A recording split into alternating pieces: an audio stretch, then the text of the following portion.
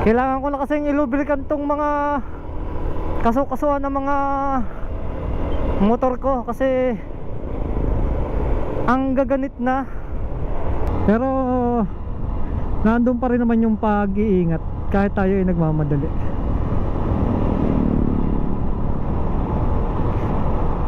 Magmiminor tayo sa mga kanto-kanto tsaka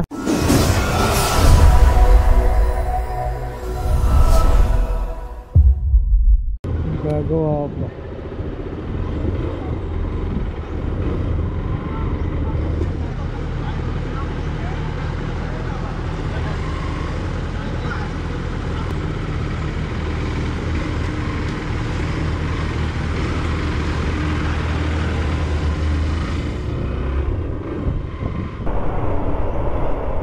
Grabe nangyari sa coaching to, no?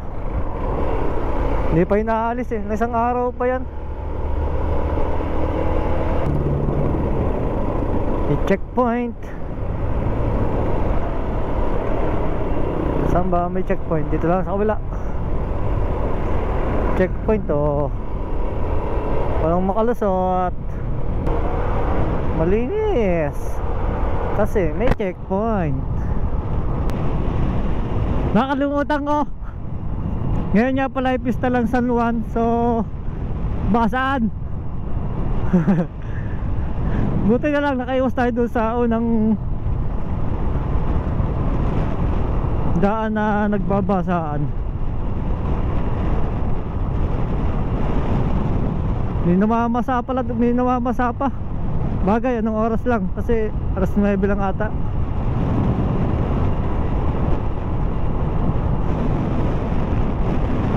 Pista ng Lian at saka Balayan. Pista lang San Juan. So wala masyadong namamasa dito kasi may mga pasok eh. So ayun, on the way nga pala ako sa Co-op dahil may magbibideo daw sa roasting area sa aking ginagalawan doon sa Co-op. Eh pinapunta ako. Tingnan natin kung anong pagbibideo ang gagawin nila. Kasi nakita ko sa may mga dala silang spotlight at saka mga ring light para sa video ang gagawin. Ito mo, kakasulo yung stainless. Kita nyo? Ano ba yung stainless o salamin ng motor? Salamin? Nagre-reflect yung araw. Kala ko stainless, salamin pala. Sakit sa mata. Doon pa naman nakatutok ang araw sa salamin. Kaya bumabanda yung araw. Gagawa ng kanto, street light. Natanggal yung mga dating kanong street light. Yung posting ni binuhos.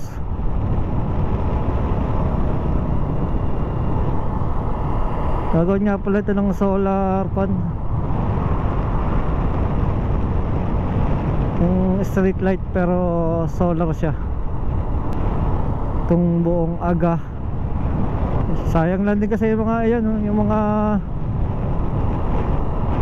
pagtatayo ng poste sana, hindi namang natuloy. Naging kon lang display. Okay, nandito na tayo. Tingnan natin kung anong kaganapan dito. Taga DOST.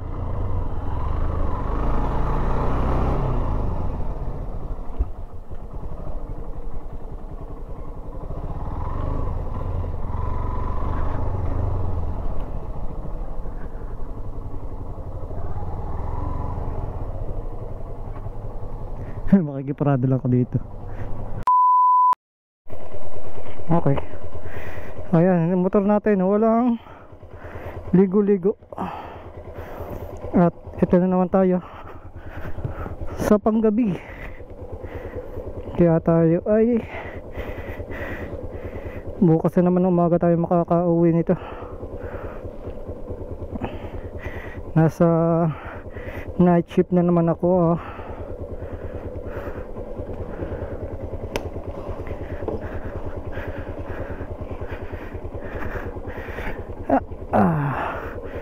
So kanina yung, di ba, galing ako sa co-op namin kanina at may nag-shoot ng video.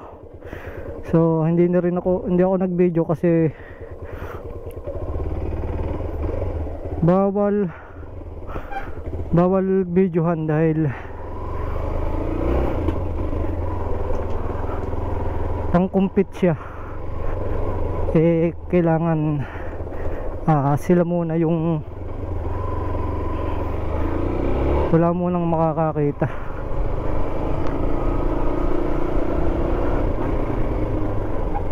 Kaya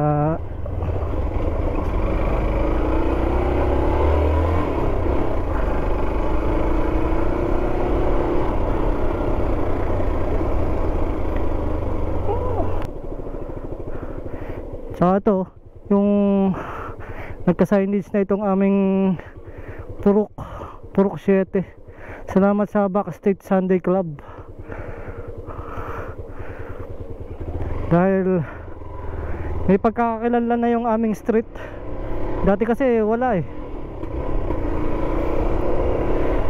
Hindi na malilito yung mga delivery rider na papasok dyan sa amin. Sasabihin lang yung nasa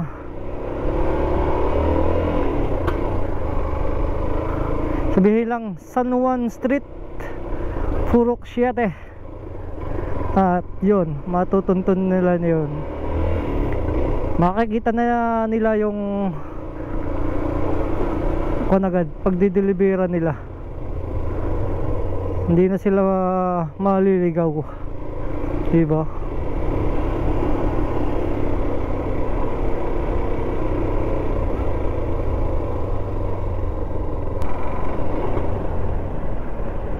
Apya. Bila pa ng kwan yung pangbanto na langis. Wala. Mali daw. Apo. Sige po, salamat po. Naubusan daw sila ng pang lubricant.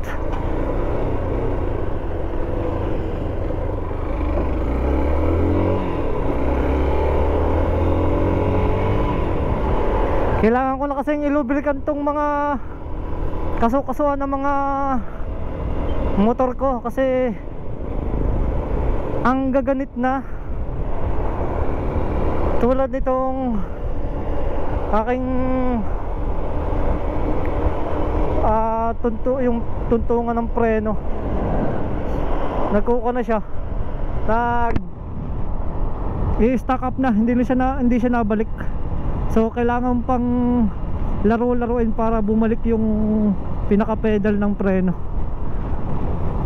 Yun nga, wala pala, naubusan pala sila ng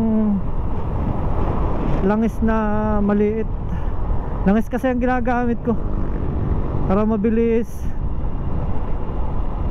malubricant yung loob. Hindi kasi nakakabili lang yung mga panlubricant talaga sa mga kaso-kasuan ng mga motor. Tsaka dito panlubricant sa mga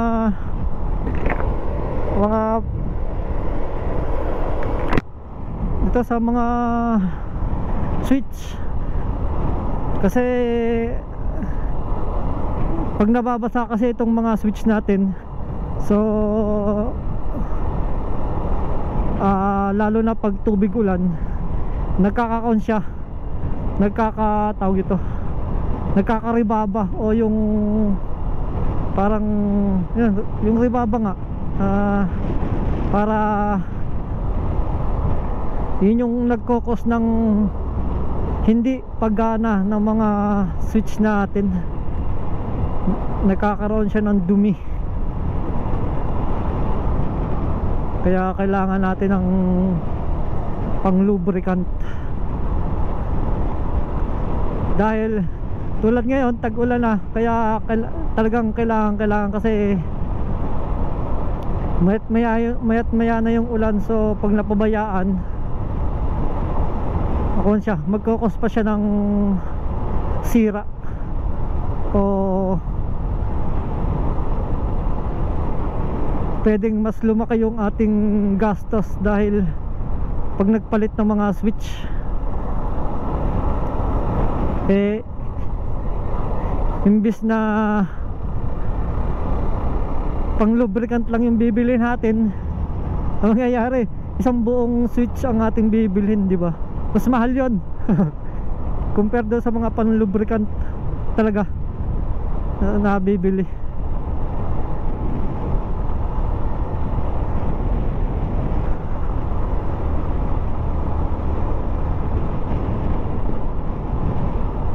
Yan pa man yung ulan yung pinakamalakas na magkaroon ng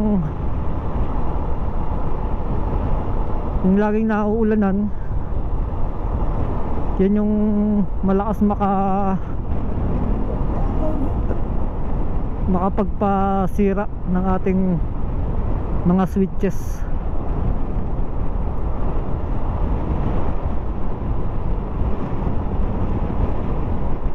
Siyempre pati mga ako natin, mga kadena, mga preno, kasi habang kunyan nababasa, napapasok ng tubig, nagkakakalawang, so may tendency talaga na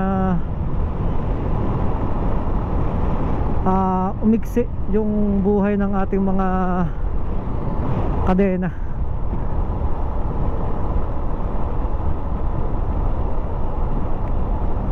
Tulad ko kailangan ko na rin mag-lubricant. Hindi man ako day off ng ayos. Laging pa isa-isa lang bitin yung isang araw na day off kasi kulang pa sa pahinga.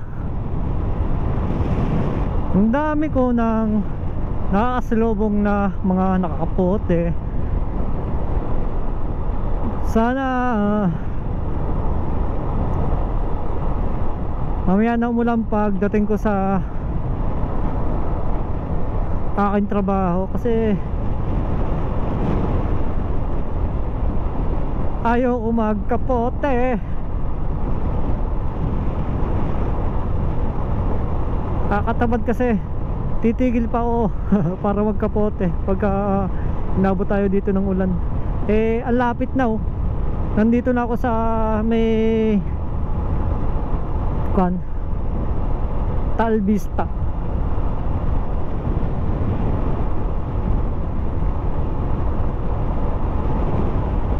Kaya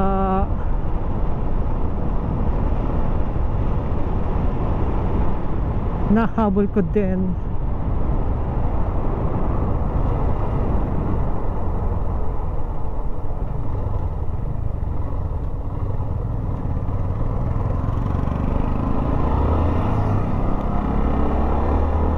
Pero nandun pa rin naman yung pag-iingat kahit tayo ay nagmamadali.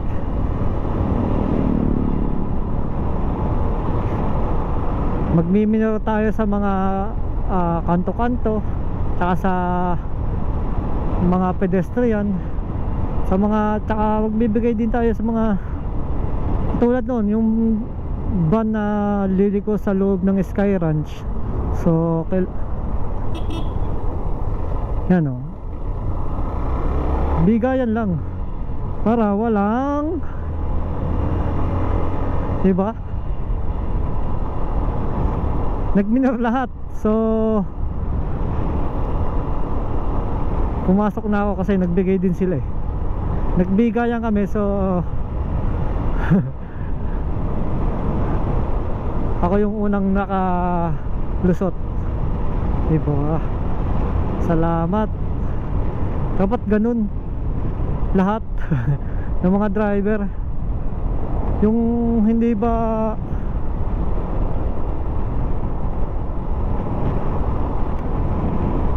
nilalang kaming mga motor.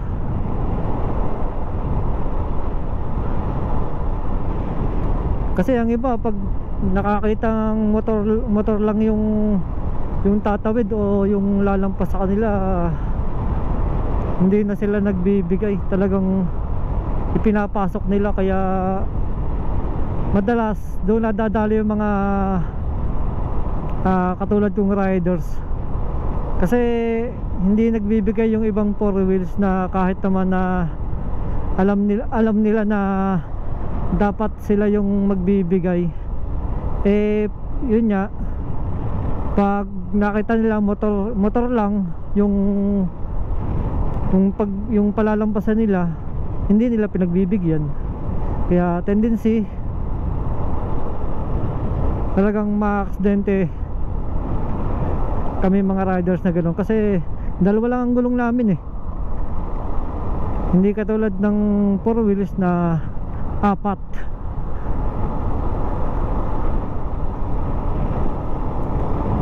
Bago pagka na-aksidente kami mga motor, sasabihin ng ibang nakakita, ay kamote naman yan, di ba? Kahit na ang may kasalanan ay yung four wheels, ang mababash kami pa ring mga motor.